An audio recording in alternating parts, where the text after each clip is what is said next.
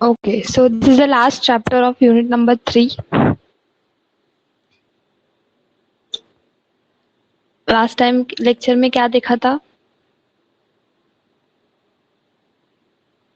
Last time के lecture में क्या देखे थे?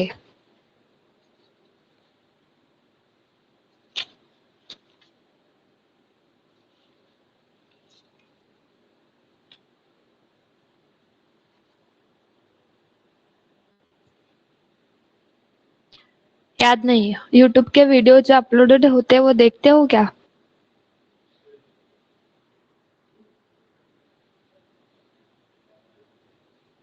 शौकत, शौकत, बिस्मा, वीडियोस देखते हो कि नहीं? हाँ बोलो, नहीं बोलो। व्यूज से समझ में आता है कि तुम लोग नहीं देखते हो। बोलो जल्दी।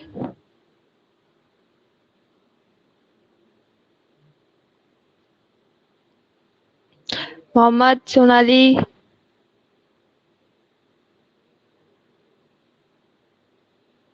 नहीं देखना है तो मत देखो। लॉस तुम लोगों का है, इसका इफेक्ट होगा प्रैक्टिकल के मार्क्स पे। एनीवेज, तो नेक्स्ट है हमारा last chapter in unit number 3 which is quality cost. Every project quality, every project activity has a cost and it must yield excellent business value, and software testing is no exceptions. The test manager should testing the way that is the business value is maximized. Too much of the testing would cause unnecessary delays and end up the incurring most cost. So basically quality cost यानी क्या?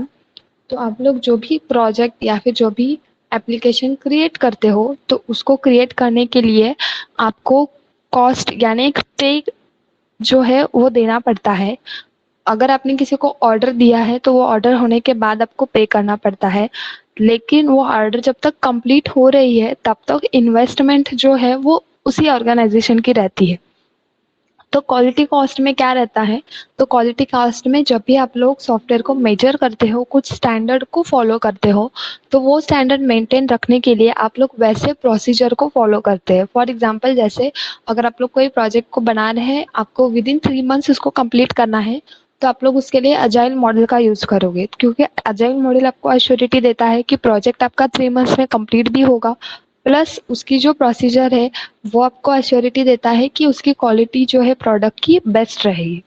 But ये सारी चीजें करने के लिए आपको कुछ ना कुछ पे करना ही पड़ता है। So that is quality cost, की क्वालिटी के स्टैंडर्ड को मेंटेन रखने के लिए आप एक प्रॉपर कॉस्ट को पे करते हो जिससे आपकी क्वालिटी मेंटेन होती है। The cost of quality one of the most established effective measure of quantifying and calculating the business value of the testing. आप जितना पे वहाँ पे इन्वेस्ट करोगे, आप लोगों का जो प्रॉफिट है उससे डबल होना चाहिए, और ये बहुत ही बेसिक थिंग है जो हम लोग क्वालिटी के टाइम पे मेजर करते हैं।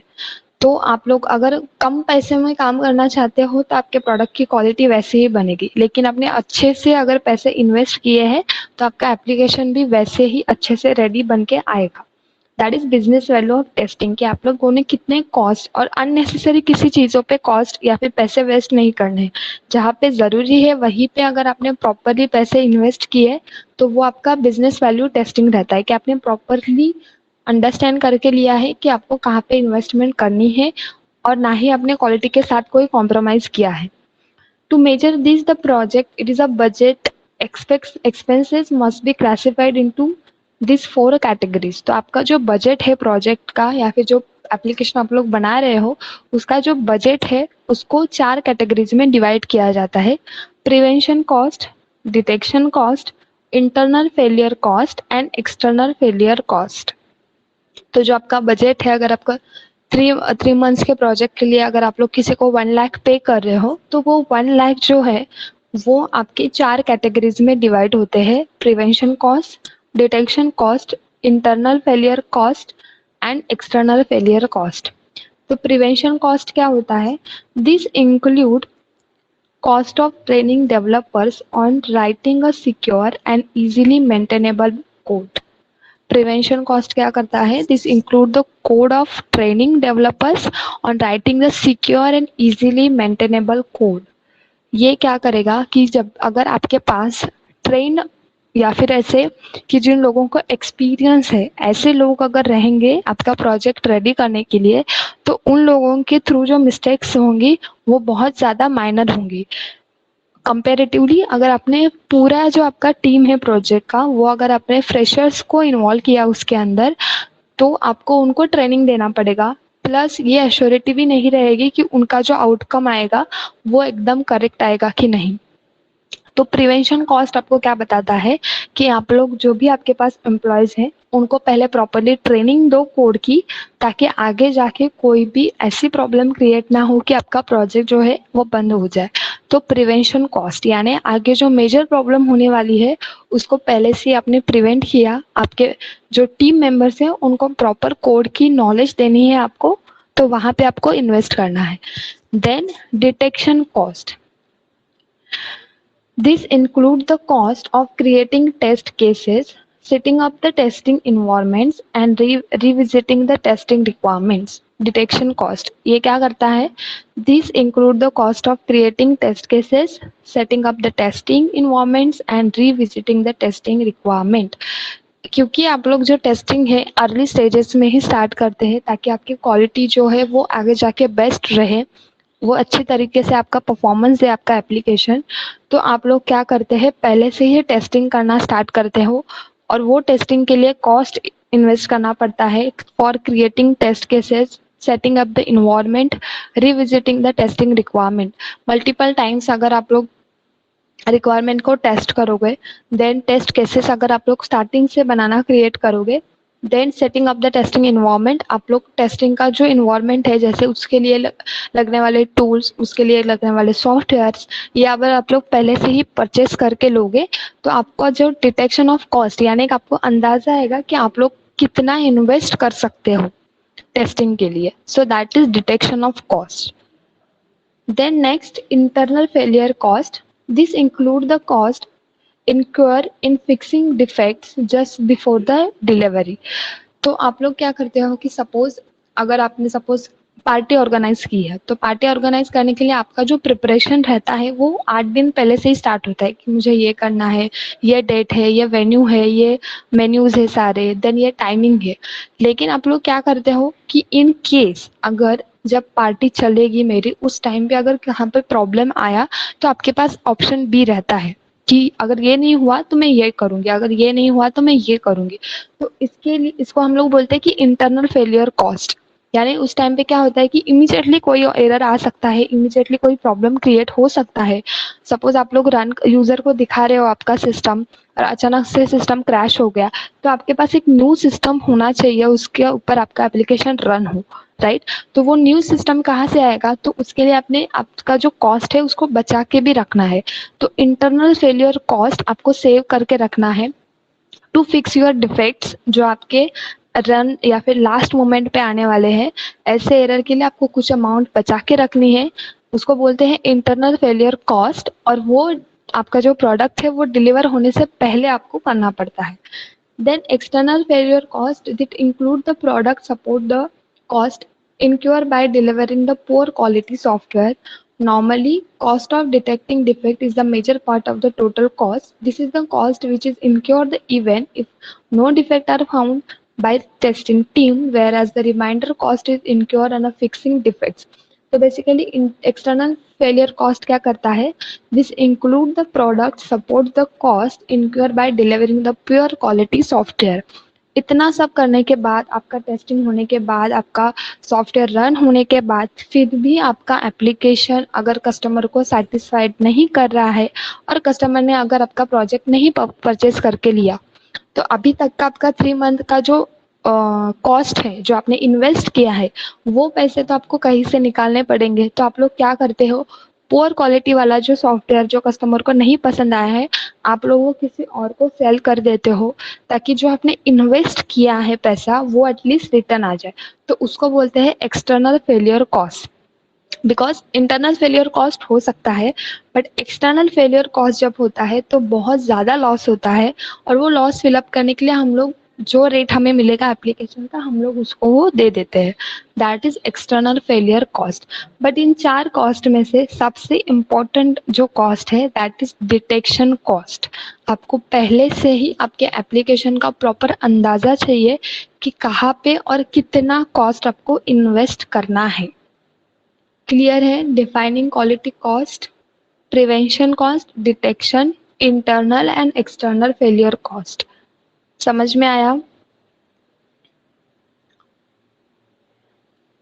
क्लियर है?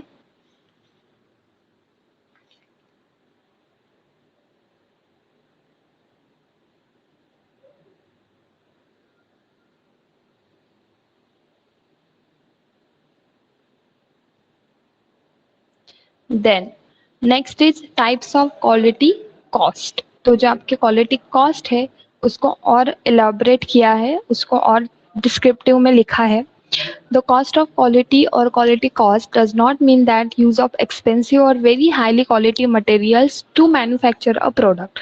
तो बेसिकली आपको अगर प्रोडक्ट कस्टमर को क्वालिटी देनी है, बेस्ट क्वालिटी देनी है, तो इसका मतलब ये नहीं होता कि आप लोग ज़्यादा पैसे इन्वेस्ट करके बहुत बड़े बड़े सॉफ्टवेयर जो है खरीदो और उसके ऊपर आपका प्रोजेक्ट बनाओ। ऐसे नहीं होता। The term refers to that cost is that incur the prevent detect and remove the defects from the product. आपकी जो क्वालिटी है वो बेस्ट रहने के लिए आपको 3 चीज़ों के ऊपर फोकस करना है, prevent, detect and remove the defect. आप लोग जितना ज़्यादा एरर को रिमूव करोगे आपके एप्लीकेशन से, उतनी ज़्यादा क्वालिटी ऑटोमेटिकली सॉफ्टवेयर में आएगी। तो इससे ये मैटर नहीं करता कि आपने कौन सा सॉफ्टवेयर यूज़ किया है, या फिर आपने कौन से टीम मेंबर्स को लिया है, या फिर आप लोग उनको कितना पे कर रहे हो। नहीं, आप लोगों को खाली 3 चीज़ों पे फोकस करना है अगर आप कस्टमर को सेटिस्फाइड करना है तो।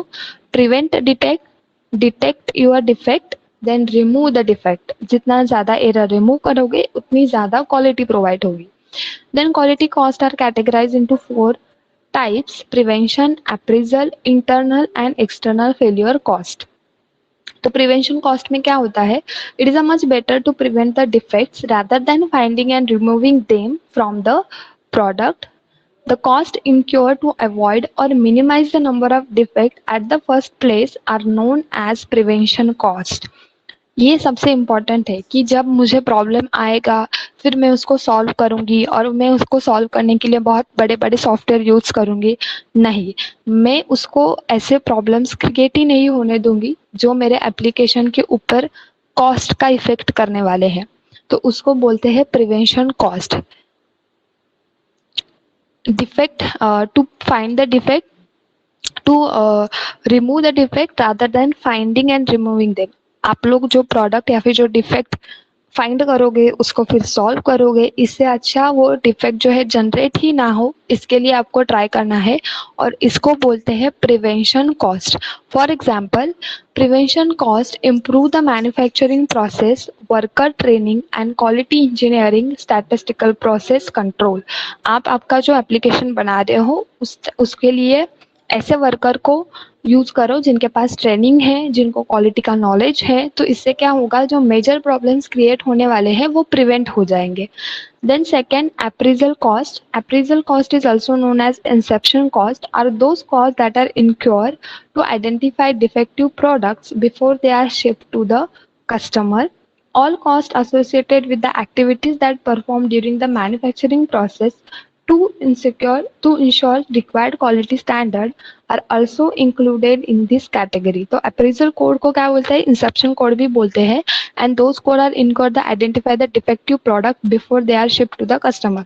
तो आपने कभी यूट्यूब पे वगैरह भी देखा होगा कि जैसे कोई सपोज आइसक्रीम की वगैरह कंपनी है या फिर चॉकलेट की कंपनी है, तो वो लोग जब उनका फाइनल प्रोडक्ट जब पैकिंग चलती है, जब उनका पैकिंग होने वाला है, तो जो पैकिंग होने के टाइम से पहले जब उनके पास वो रेडी होके आता है प्रोडक्ट, तो उनको वो चेक करते हैं। ठीक है, चेक करते हैं कि वो प्रॉपर है कि नहीं, और फिर उसको पैकिंग के लिए सेंड करते हैं।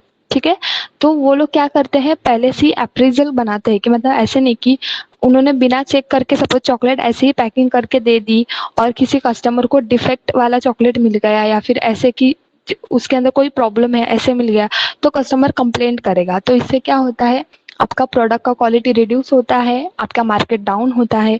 तो ये सारी चीजें ना हो, इसके लिए हम लोग क्या करते हैं, to shipping the product to the customer, before that you have to check it. पहले चेक करो कि आपका प्रोडक्ट सही बना है कि नहीं, और उसके बाद ही कस्टमर को सेंड करो। That is appraisal cost. Then उसके बाद internal failure cost. Internal failure cost are those costs that are incurred to remove the defects from the product before shipping them to the customer. जब आप लोग appraisal cost कर रहे हो और उस टाइम पे अगर आपको कोई डिफेक्टिव प्रोडक्ट मिलता है, कोई ऐसा कोड मिलता है जिसके अंदर एरर है, तो इंटरनल फेलियर कोड में क्या होता है, आप लोग ऐसे एरर को रिमूव करते हो और आप लोग क्या करते हो, चाहे उसके लिए एक्स्ट्रा टाइम लगे चलेगा, बट आप लोग डिफेक्टिव प्रोडक्ट कस्टमर को सेंड नहीं करते हो। Then external failure cost. If defective product have been shipped to the customer, external failure cost arise. External failure cost include the warranties, replacement, lost sales because of the bad reputation, payment for a damage arising for the use of defective product. तो external में क्या होता है कि suppose आपने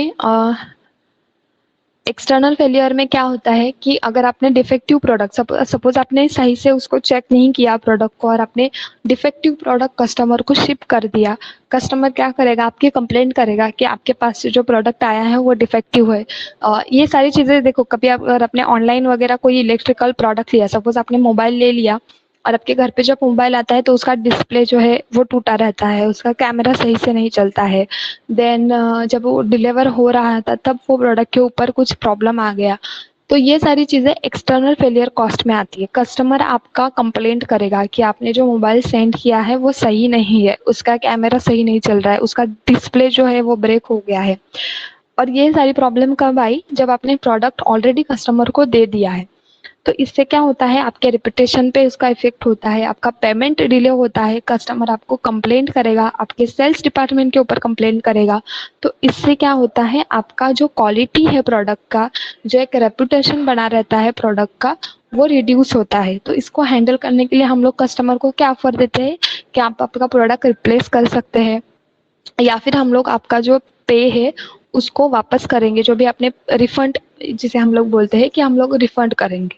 but ये क्या होता है, एक तरह का आपका जो क्वालिटी है इसको रिड्यूस करता है। इसके लिए आपको पहले से ही आपका जो प्रोडक्ट है डिलीवर होने से पहले ही उसको अप्रेजल करना है, यानी उसको चेक करके फिर ही उसको सेंड करना है। क्लियर है चारों भी? Prevention cost, appraisal cost. Appraisal में अगर कोई एरर आता है तो उसको सॉल्व करने के लिए इंटरनल फेलियर कॉस्ट और एक्सटर्नल फेलियर कॉस्ट। अगर आपने डिफेक्टिव प्रोडक्ट कस्टमर को सेंड किया है तो आपको उसको वारंटी देनी पड़ेगी, या फिर रिप्लेस करना पड़ेगा, या फिर आपको उसको रिफंड करना पड़ेगा। तो ये किस में आता है, एक्सटर्नल फेलियर कॉस्ट में। क्लियर है? समझ में आया? Okay. Then last topic of unit number 3, which is quality cost measurement. तो quality cost measurement में क्या होता है, measuring the cost of testing is an important step towards justifying any software testing initiative. All software testing experience are justified by comparing the benefit occurred in the cost. The benefit would be term of the quality measurement and failure prevention on early detection. तो basically quality cost management, यानी अभी जो आपने 4 types देखे, prevention, appraisal, internal and external failure cost, ये सारी चीज़ों को मैनेज करने के लिए जो आप लोग मैनेजमेंट यूज़ करते हो या फिर जो आप लोग मेजरिंग यूज़ करते हो, उसमें क्या होता है, आप लोग पहले ही केयरफुल रहते हैं या फिर केयरफुली आप लोग चीज़ों को हैंडल करते हो, पहले से आपका मैनेजमेंट प्रॉपरली रखते हो, जिससे आगे जाके जो कॉस्ट पे इफेक्ट होने वाला है, जो बजट के ऊपर बैड इफेक्ट होने वाला है, वो सेव होता है। यानी आपकी क्वालिटी की मैनेजमेंट सही होनी चाहिए। तो आप लोग पहले से ही सोच के रखते हो कि मुझे कैसे प्रिवेंट करना है, कैसे मुझे अप्रेजल करना है, अगर कुछ एक्सटर्नल फेलियर आया तो मुझे क्या करना है। तो इसको बोलते हैं क्वालिटी कॉस्ट मेजरमेंट, यानी क्वालिटी के जो कॉस्ट है उसको प्रॉपरली मैनेज करना। इससे आपका जो प्रोडक्ट है उसकी क्वालिटी मिनिमम जो है रिड्यूस होती है कि मतलब सपोज प्रॉब्लम आया भी तो आप लोग उनके पास पहले से उसका सॉल्यूशन रहता है, तो उसको बोलते हैं क्वालिटी कॉस्ट मेजरमेंट, यानी क्वालिटी का जो कॉस्ट है उसको प्रॉपरली मैनेज करना। समझ में आया? ये सारे जो टॉपिक्स है इसके ऊपर ज्यादा क्वेश्चंस नहीं आते हैं, जितने मैंने पॉइंट बोले हैं वो जो मैंने डीप में एक्सप्लेन किए थे उसके ऊपर 100% क्वेश्चन आएंगे। इसके लिए यूनिट नंबर 3 एक बार देखो, इसके ऊपर क्या क्या आपको है जो नहीं समझ में आया। और जो आपका डायग्राम वाला पार्ट है जैसे कि पेट्रो डायग्राम्स है, देन उसके बाद कॉज इफेक्ट डायग्राम्स है, ये सारी चीजें आपको लिखने के लिए कभी नहीं आती ना, इसके ऊपर कभी क्वेश्चंस आते हैं। ये आपका जो प्रोजेक्ट आप लोग बनाते हैं ब्लैक बॉक्स, जो आपका 5th सेम या 6th सेम के लिए जो आप लोग प्रोजेक्ट बनाओगे, उसके लिए जो प्रोजेक्ट के लिए ब्लैक बुक जो बनती है, उसके ब्लैक बुक के लिए आपको 2 डायग्राम खाली निकालने रहते हैं। तो मैं उस टाइम पे आपको बताऊंगी कि वो डायग्राम कैसे लिखने हैं या फिर कैसे बनाने हैं। वो 2 ही रहते हैं और ये जो 4-5 डायग्राम है इसके ऊपर कभी क्वेश्चंस वगैरह नहीं आते हैं। ठीक है? तो जब आप लोग वो ब्लैक बुक बनाओगे मैं आपको तभी बताऊंगी कि वो डायग्राम कैसे ड्रॉ करते हैं। उसके लिए एक सॉफ्टवेयर है, वो सॉफ्टवेयर क्या है, कैसे यूज करना है, मैं उसी टाइम पे बताऊंगी जब आप लोग आपका डॉक्यूमेंटेशन क्रिएट करोगे। क्लियर? ओके देन, चलो बाय बाय।